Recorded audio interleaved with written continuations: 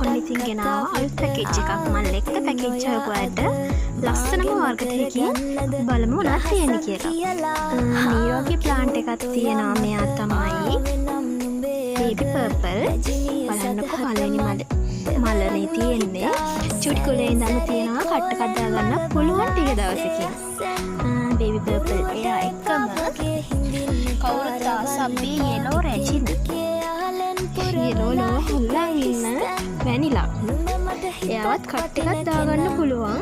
මල් දෙකක් එක්ක මෙයත් එක්කම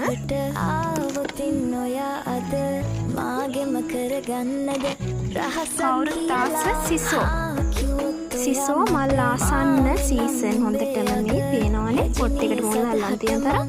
මෙන්න මේ ප්ලාන්ට් එක. සිසෝ මල් දන්නේ නැති කෙනෙක්ට මේ ඉන්නේ සිසෝ.